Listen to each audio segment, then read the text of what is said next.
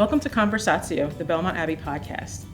This podcast aims to form and transform our community so that each of us can reflect God's image. I'm Dr. Mary Imparato, Chair of the Politics Department at Belmont Abbey College.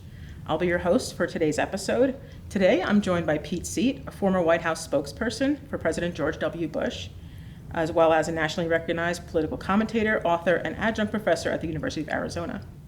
Here we also have Youthan Love joining us today. He's a senior at Belmont Abbey College and president of the Abbey Political Thought Society, which is hosting a talk by Pete tonight. We're excited to talk about his book, The War Against Millennials, as well as his work for President George W. Bush. But I'll let Pete and Youthan introduce themselves.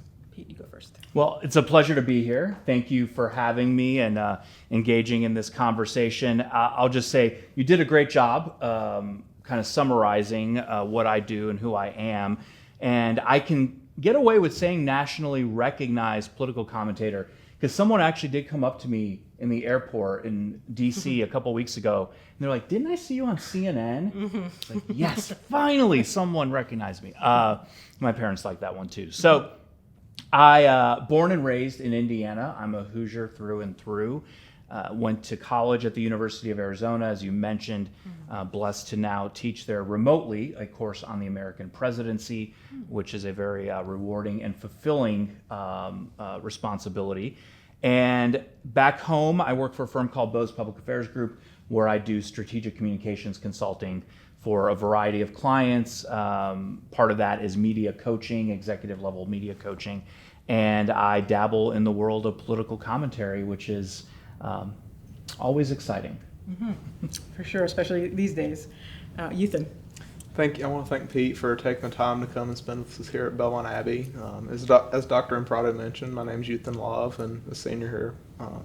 So looking forward to having you this evening. It's important that we take the opportunity to bring speakers in that can further educate students and give them knowledge firsthand of what it's like, serving in a presidential administration and what to look forward to and expect within their political involvement and civic duty going into the 2024 election. It's a very hot topic, and we've got some subjects within the election itself that are more influential to college students this year.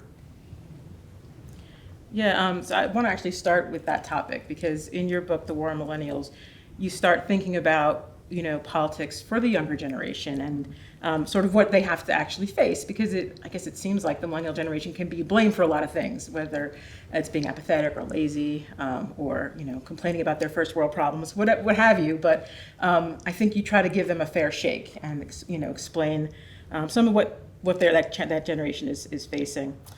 So could you kind of enumerate for us some of your key arguments that you make in that book? Sure. And at the outset, I'll say, despite what you may see, receding hairline, a little bit of gray, I'm a millennial, 41 years old, so I'm on the senior edge of the millennial generation. But that's why this particular topic was so near and dear to me and why I wrote and published this book 10 years ago now. So you're testing my memory a little bit and asking me about the book. I had to actually go back and read parts of it, and I was like, I wrote this? Oh, okay. But the perception, you are correct, then and now, is that millennials are lazy, narcissistic, self-absorbed technology zombies. The reality, I think, and in ways has been proven in these 10 years, and I think will be as we move forward, is millennials could very well be the next greatest generation. Some of that is because of what we've gone through and what we've experienced already, the levels of education that we have compared to previous generations. And some of that, I think, is because we're going to have to be. The challenges that millennials will face and generations behind us require that we step up to the plate, just like the greatest generation stepped up in World War II. Now, I hope it's not another war of any kind, but there is this, as I call it, the war on millennials, that is about the fact that we will be prisoners of the past. We will be shackled by the inaction of today by the decision makers who should be making decisions in our best interests, because let's be very blunt about it, they're not going to be here to suffer the consequences or reap the benefits of those decisions. and yet they continue to get sucked into to the immediacy of the moment, and we can talk about that a little bit later, which is just piling high the obstacles that we are going to have to overcome. Yeah, I mean, when you think about it, okay, millennials get the bad rap as like complainers and snowflakes, but legitimately there are some statistics that indicate that, first-time home ownership is delayed later than ever, family formation. There are very real economic consequences of the decisions made by previous generations that millennials face and are reaping, the consequences of. And never mind, the kind of stagnant wages and the inflation we have now, which is also presenting a challenge. But so that's kind of the economic one, which I think is very apparent. But what other challenges do you think kind of this younger generation is facing? Well, I'll touch on the economic one for just a second. In what I call Act 1 of the book, and I think it's Scene 1, I really focus in on baby boomers. Anyone who knows me knows it's a short fuse when it comes to this topic of baby boomers, but home ownership is out of reach for young people because housing prices are increasing. There's a plethora of reasons. We can talk about supply chains. We can talk about property taxes. But some of it is also during COVID. Boomers were sitting on cash. They weren't traveling. They weren't going out to restaurants. They were bidding each other up in cash to buy homes. And that then causes the entire market to increase and makes it more difficult for younger Americans to purchase. You also have the fact that boomers are staying in their jobs longer. Okay, some of that is a good reason. They're healthier. We live longer. So people want to work longer. Again, I'm 41. I'm already looking towards retirement, but God bless them for it. But that makes it more difficult for young people to move up the ladder in the company in which they work, or to start their own business. They're really kind of stuck, not even in middle management in some cases, whereas boomers were supervisors, were vice presidents, were running companies by the time they were in their early to mid 40s. So it's a very, very, very different world. The other challenges that I touch on in the book, one is entitlement programs. We don't think about those enough, particularly Social Security. It's a long way off. As of now, 67 is when most people would start to receive Social Security benefits. But as it's going right now, it won't be there by the time millennials and Gen Z are of retirement age. And then the last one is the world and international relations.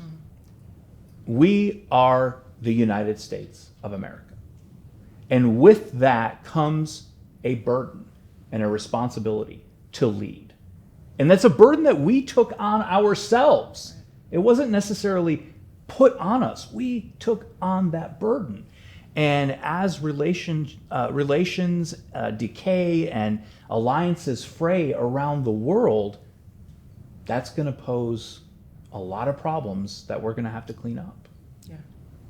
So I really appreciate you kind of outlining Act 1, as it were, of your book, and painting this somewhat dismal picture of millennials versus baby boomers. But as anyone knows, any political system requires a certain amount of cooperation and cohesion. And so you do later on in the book talk about bridging this generational divide in our political discourse. So I was wondering if you could elaborate on what that would look like and what steps millennials might take to build that bridge. Sure. I think the first thing we all need to do is chill out, is take a step back and start to have dialogue again. We all live such fast-paced, screen-addicted lives. Not just millennials, everyone does now. And it's so fascinating to me and sadly comical when people finally get in a room together and are like, wow, this is really nice. This is really refreshing. To actually talk to humans in the same room. Who would have thought we could do that? But what we can accomplish and the divides that we can bridge in those moments you can't plan for that. You can't script it. Some of the best things that have happened in this world are when people got together in a room, not because they were texting. Right. And that's number one. I think what we also need to do, and this is where millennials need to lead the charge, is we have to change, we have to reimagine the incentive structure of politics. The incentive right now, the reward, is to say the most outlandish thing, the most inappropriate thing, quite frankly, sometimes to just lie through your teeth and not acknowledge that you are, just be proud of the fact that you are. And that's how you get attention, whether it be clicks online or viewership on television. We, I think, have the power to change that dynamic and to say, no, the incentive should be action. The incentive should be progress, not how crazy you can be. And I have said this as I promoted the book along the way, which is I believe that millennials are attracted to ideas and driven by results. Now, some of that is the world we live in, because we live in an on-demand world. You want to eat? Grab your phone. DoorDash will be there in 15 minutes. We're just kind of used to that. But politics can learn something from that. They can learn that if they want more millennials to be involved, it's questionable whether they do or don't. Mm-hmm. But if they do, start getting some results done. Start getting some things taken care of, and I think you'll see more civic engagement from younger Americans. Yeah, I mean, to go off of what you just said, it's like political commentary on Capitol Hill all the time. Mm-hmm. Whether it's a 30-second blurb that you're putting on Fox News or CNN, it's all about clout and what they want for themselves, not necessarily the best interest for the American people or those younger generations, whether it be millennials, Gen Z. It kind of solely focuses on the baby boomer age, and they're, as you said, they're self-centered, they care about themselves. And you really see that now, and you have to question, I say that as a 21-year-old now, whether they actually want younger people involved in politics, stepping up for what's right, making policy, serving in leadership roles. Yeah, I look at, I'm not going to name any names here, but let's just say senior leadership on the ends of Pennsylvania Avenue.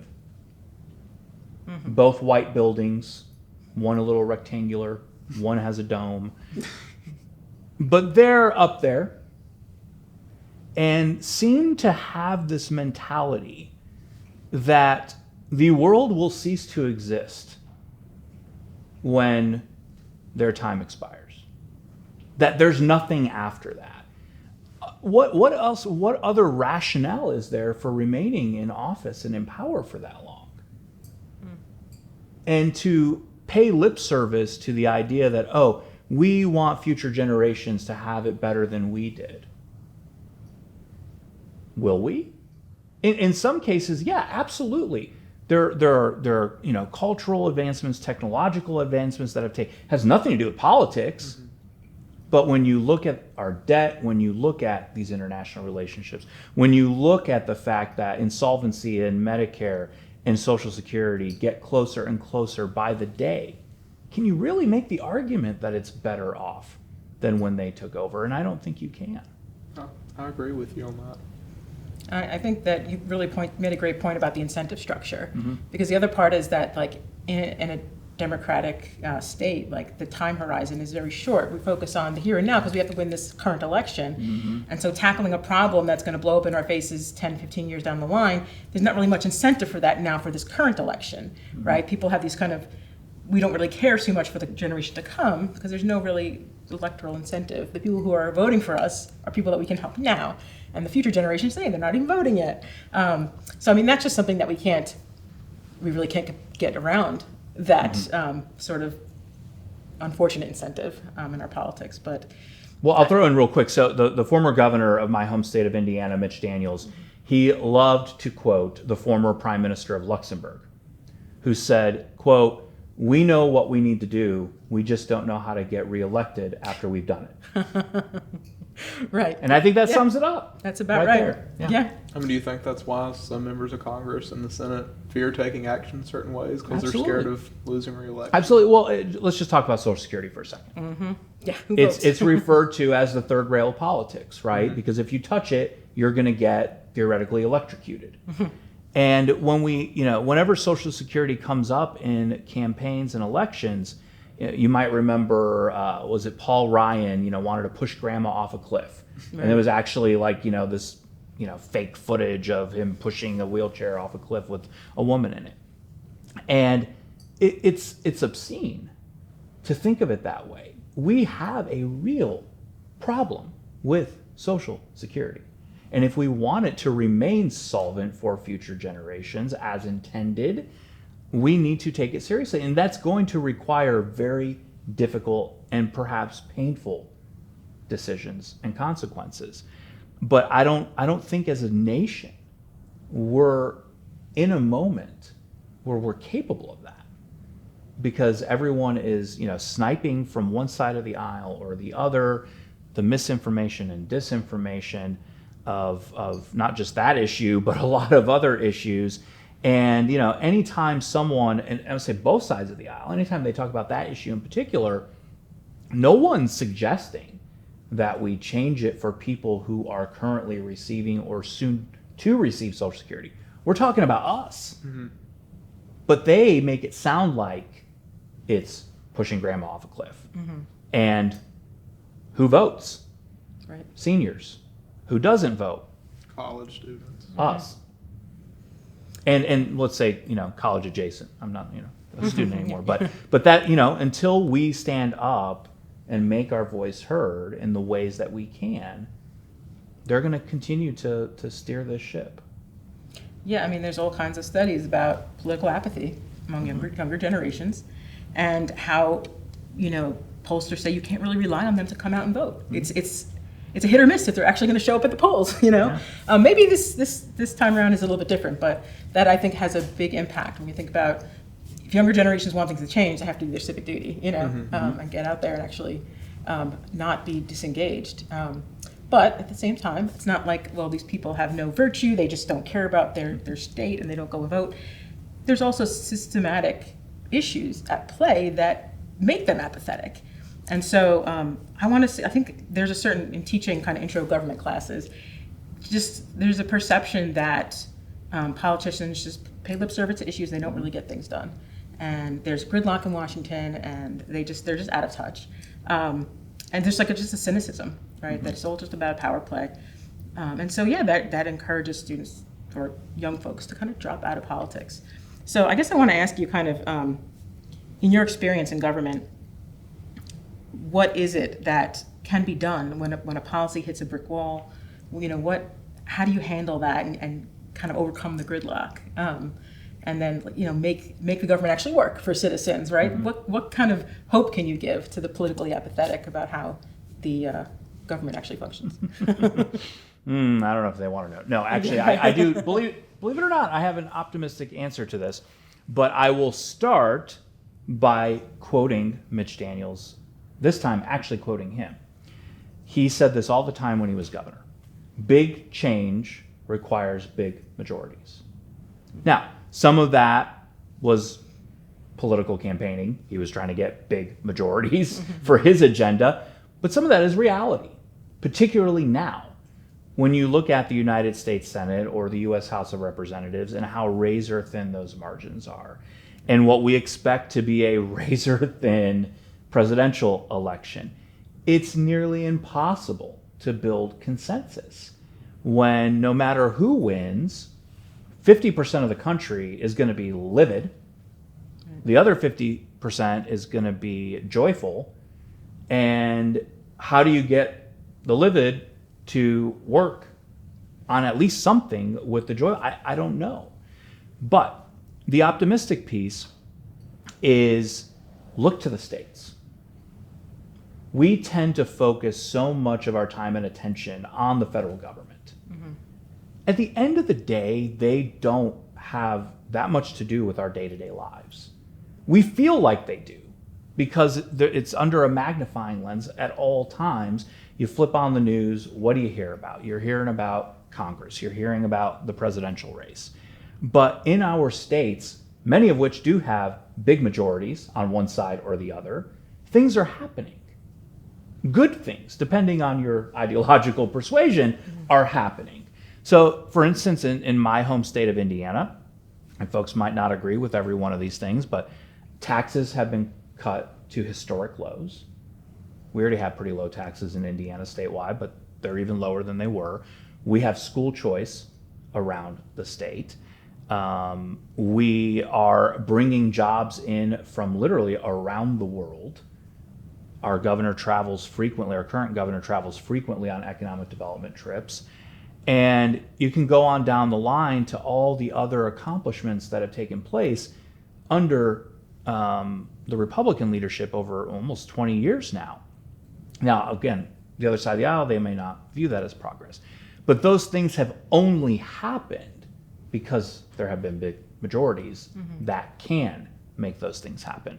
So I would just encourage those who are disillusioned by national politics to try and set that aside as much as possible and look at your local level, look at your county, look at your city, look at your town, look at your state. And you can probably affect a lot more change there than you can at the federal level, and it'll probably make you feel a lot better about the process. I think it does too, because it's something you see on a local level or state, like you said, and you see the benefits of it within your daily life, not necessarily what you're seeing on Fox News or CNN every evening. And that's a conversation I tend to have with college students quite often when I'm traveling around the state representing college Republicans or going to other events. How can we really be mad and complain when we're not forcing ourselves out of our comfort zone to get involved and put effort into these, stand up to elected officials and tell them the changes we would like to see? I don't really think we could justify complaining when we're not involving ourselves into the public policy realm. Well, there used to be a bumper sticker, I haven't seen it in years, but it was, don't blame me, I didn't vote. I blame you more than the people who did vote. Because you probably complain more than anybody else, but you had the opportunity to make your voice heard. And I know there's, a perception, a thought, my vote doesn't count, whether that's because you live in a heavily Republican area or heavily Democrat area or what have you. We have had races, I can think of two off the top of my head, in Indiana that were decided by one vote. One. Wow. One single vote was the difference. There's a county commissioner in a county in the north, kind of western part of Indiana right now that won his primary by a single vote. That's amazing. One vote. It's happened to a state rep too. So you can't look at me or any of us with a straight face and be like, my vote doesn't count. If one other person had voted, that election could have gone the other direction. And the future of your county could have gone the other direction. So we all have a lot going on in our lives, but we also have more ways to vote than ever. And there's really not an excuse now. It's either you care or you don't care. Those are the two lanes, and you got to pick. Yeah, I do think that there is more of a sense of participation on the local level for sure. But because it does get so much attention, the national level, and you've played, you've had a role on that stage, I was wondering if you could kind of share with us any sort of particular moments of policy triumphs, perhaps, or policy challenges, any initiatives that you were proud that the administration got through, maybe against all odds or something. But do you have any sort of, maybe success stories or cautionary tales from your time at the federal level? Well, I'll talk about it a little more broadly. I am incredibly proud of what the George W. Bush administration accomplished over 2 terms. I worked in the bulk of the second term. I started there in June of 2005 until the lights went out on January 20th of 2009. Fun story, you literally only get paid for 4 hours that day. Because you are unemployed. You're unemployed at noon. That's it. And they mean business. That's the only time when government is fiscally responsible. But it was... That's a very rare moment. That's very rare, so that's why I wanted to highlight it for everyone. But we faced a number of challenges. Obviously, the Iraq War, Katrina, the economic crisis towards the end of his term. And was every decision, every action perfect? No, it's never going to be perfect. What I've said here today, it hasn't all been perfect. You've been great, you were okay. But it wasn't all perfect. And I think sometimes we hold our elected leaders to a standard that no human can ever achieve. And so we have to be honest about that too. But especially in hindsight, I think that that administration did incredible things. You just think about 9/11, which, talk about Gen Z, didn't experience it. Right. Wasn't there, doesn't know what it was like to live in fear all across this country. Even if you weren't in New York and DC or Pennsylvania, I was in Tucson. I was a freshman in college when that happened. And we were all fearful of what may or may not be lurking around the corner. It was a frightful time, but we got through it. We got through it as a country.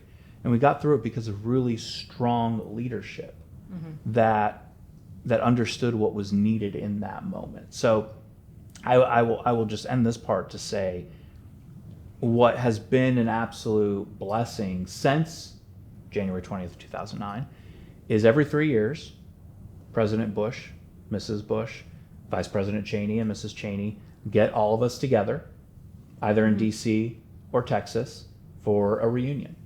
And the most recent one we had was in May of last year in 2023 in Texas at Southern Methodist University, which is where the Bush Library is located. And nearly 1,000 alumni of the administration came. What does that tell you about how we feel about the service that we gave together and to the president, to our country, that we all want to travel to Texas or to DC just to spend a weekend together? And sometimes, we just catch up for 5, maybe 10 minutes with people who we were spending 16 hours a day with all around the world. But it means so much to all of us that we make the time to do that. And when the next one comes in 2 years, we'll do it all over again. Nice. Wow. So that, It's like family. In yeah, a exactly. sense. Yeah. And I jokingly, I asked a friend who worked in the Clinton administration, I was like, do you guys do this the way we do? And he's like, oh, yeah, we do. We just call them Hillary Clinton fundraisers. I had to, but that camaraderie, I think that comes from knowing that you truly are serving a cause greater than yourself is something that lasts a lifetime. And I feel like when they keep the reunions going and everyone working so closely together within the administration, like as you've described here, I think that makes you feel like you're not just another number to the president's staff. You're actually working in sync with people for the betterment of the American people.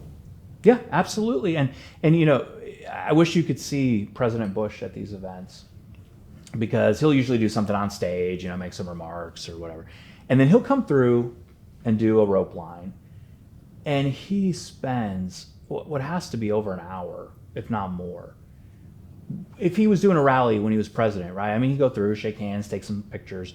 But he remembers everyone. He asks everyone what they're up to, how their family's doing.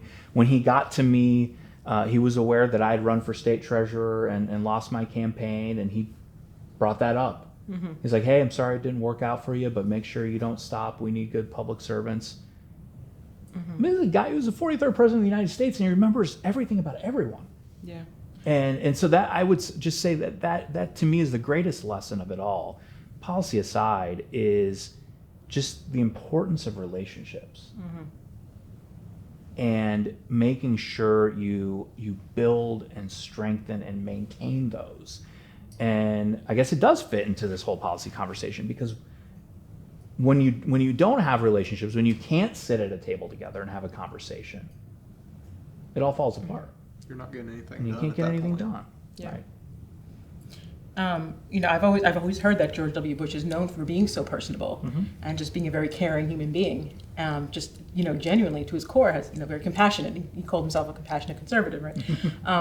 However, I think in his second term especially, he got, the public perception was that he was somewhat detached. And there's that famous image of him on Air Force One flying over Hurricane Katrina, and that sort of defined the moment. And I guess I want to ask you about that because of your role as a spokesperson. And one of the things you do for leaders is manage public perception, right? By putting the message out there so that they get to know who he really is. And, in the second term, that was difficult, I think. So I guess, could you, tell me a little bit about your role in government is making sure the public has a perception that enables you to get things done in a way, because when leaders lose public confidence, right, they have no political capital, it's hard to get anything done.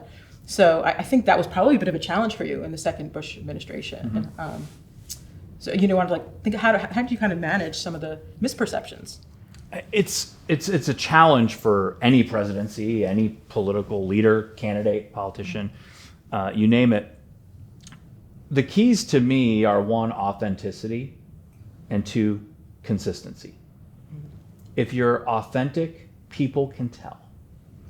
If you're, let's just say, inauthentic, they can also tell. And consistency has always been critically important because we know, going back when I do communications presentations, I talk about this all the time.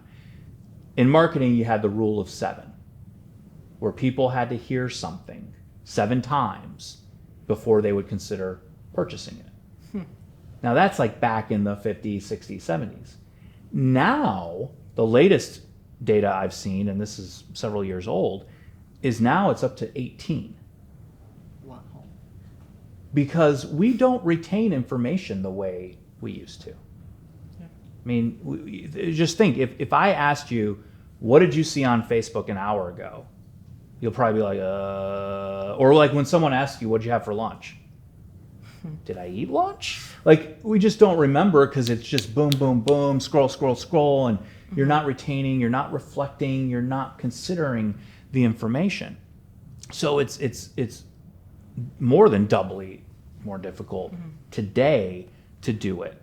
That image you mentioned, and the president said he regretted that moment. You can't really explain the reality of it, which is it is a president of the United States, and if he landed in the affected areas at that moment, he would make everything worse. Just simply by landing there, because of the security resources that would be diverted from what they should be doing, which is protecting lives and saving people, they would have to make sure that the president is safe and secure. And so it is the responsible thing to stay away. But that image nonetheless became indelible. And I would say that's, exactly why leaders didn't come here to North Carolina immediately, or why they didn't go to Georgia immediately. Because it's just the reality of the presidency, and everywhere it goes, doesn't matter where it is, whether it be Crawford, Texas, where we went a lot with President Bush, or Rehoboth Beach, Delaware, where Joe Biden goes, there's always a lot of people there to make sure that the president is safe and secure. So I think those are the two most important things, as I said, the authenticity and consistency. The challenge, and there's many challenges, so saying the makes it sound like there's only one, but is how siloed we are. And the fact that Republicans get their information from one set of sources, Democrats get their information from another set of sources. I think we lack, as a public, media literacy in understanding what is reliable information versus what is not, or, I said earlier, taking a step back, seeing an image and wondering to yourself, is that real? I mean, there was one that maybe you both saw that was going around on Facebook of former President Trump supposedly wading through the waters of, and I don't recall if it was supposed to be here or where, after one of the hurricanes, and he was wearing like, overalls, like kind of, work overalls and jeans, and someone was with him and they were going through and people were sharing this, like, that's a leader, that's a true leader, he's out there saving people. Like, okay, number Totally one, photoshopped. I could tell you, number one, it's not real, because have you ever seen him wear jeans? That man's in a suit. I mean, literally, I Googled it. The last photo I could find was from like 85 of him wearing jeans. But it just ricocheted around the internet. It was completely AI generated, 100%. If you know what to look for, you could tell. But like, his face didn't look right and things were blurred. But that kind of stuff gets shared. And then when you say something to someone, well, that's not an accurate image, they come back with, well, it doesn't matter, it's how I feel. It's like an argument starter nowadays. Exactly. Say that too. Exactly. And so it's like, what do you do with that? It's So like we're in an echo chamber with We are. technology. As we were talking about technology at the start of this, we're spending most of our days doing this. yeah. And that's what we tend to believe and go with. We don't broaden our horizon looking at different research or data, different news sources. We just go with what's in front of us, and that's what our minds And are set on. it's confirmation bias too, right? We find, and we're seeing this with the election right now. One side, when the polls are good, are blasting them out, and they both do this, to be clear, are blasting them out saying, look at this, look at this, look at this. And then when the exact same polling organization has a poll a week later that's not good for them, it's completely bunk. It's garbage. Don't ever look at their polls. They don't know what they're doing. They're horrible. Next week, the poll's good. Best pollster in America. I mean, it's just back and forth, and it's whiplash trying to follow these things. Yeah, I try to tell my students, right, like what certain sources are, what's a reliable source, and how do you discern that? And I think it's really, if we're going to bring this back a little bit to civic responsibility, it's really important for voters to educate themselves and be educated citizens. And it's a super great reminder right on the eve of this next presidential election. I'm so grateful for you being here with us at Belmont Abbey, and you're giving the talk you're giving later on for us. And thank you, Youthan, for your insights as well. So as we conclude, we'd like to thank our audience for joining us. Thank you for making this episode a wonderful conversation. If you enjoyed this conversation, please subscribe and tell your friends that Conversatio is available on Spotify, Apple, and Google Podcasts. Until next time, God bless.